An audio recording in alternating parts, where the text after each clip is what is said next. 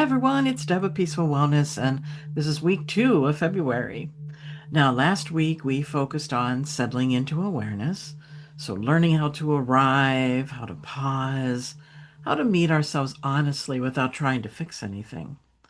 And this week we begin to look more closely. So, not in an analytical way, not in a self improving way, but in the way Vipassana invites us to look with curiosity, steadiness, and care.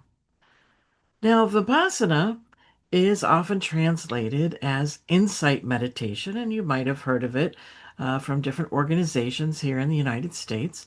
But insight doesn't come from thinking harder, it comes from seeing what is already happening moment by moment without adding to it.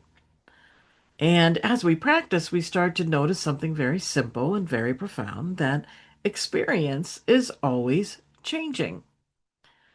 When we're in meditation, or just in life, really, when you think about it, the breath changes, sensations change, thoughts come and go, moods shift.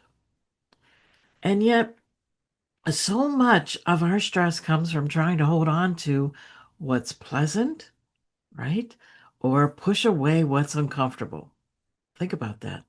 We spend a lot of time holding on to what's pleasant or pushing away what's uncomfortable. That's where the stress comes in, as I said. This is where mindful flow really begins to make sense. So, when we talk about flow, it doesn't mean that life becomes easy or smooth. It means that we begin to move with experience instead of bracing against it.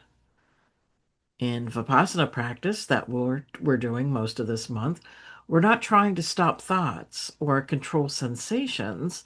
We're learning how to notice without gripping and allowing without collapsing. So, for example, you might notice an ache in the body during meditation.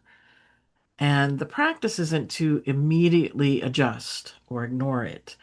And it's also not to force yourself to endure it either. The practice is to notice.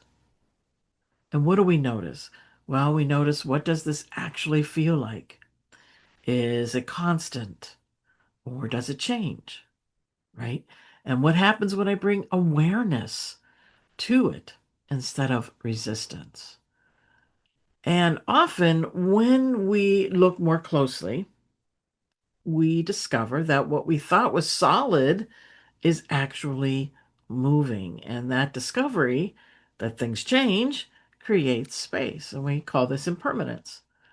And the same is true with thoughts and emotions. So a thought arises, a feeling follows, the body responds, and there you have it.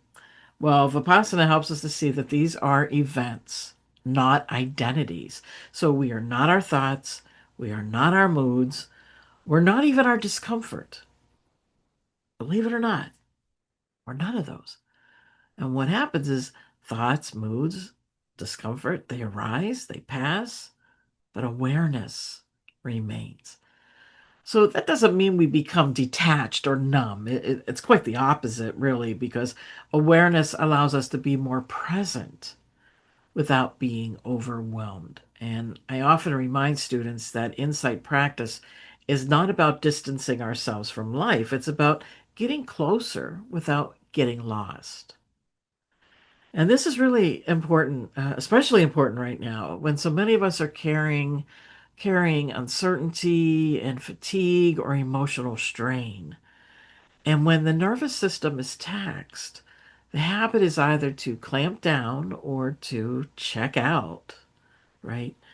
And Vipassana offers a third way to stay present, to stay kind, and stay curious.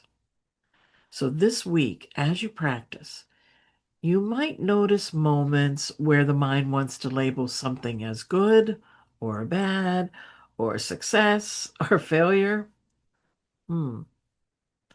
See if you can gently notice that tendency and then come back to direct experience. And what is that? What is actually happening right now? Right? The breath moving, the body sensing, and awareness knowing. And honestly, that's enough. Now, insight. Insight doesn't come all at once. It comes in those small moments of clarity, moments when we stop believing everything the mind says and start trusting what we can directly observe. So this week, the invitation is simple. Notice change. Notice reaction. Notice what happens when you allow experience to flow instead of fighting it.